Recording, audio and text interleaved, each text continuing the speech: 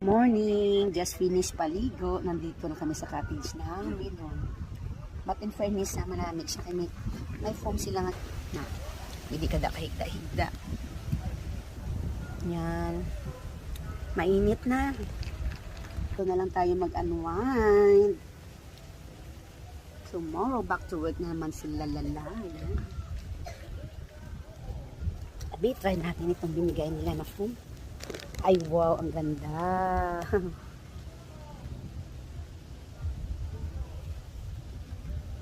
It's nice to unwind, no, mga palangga.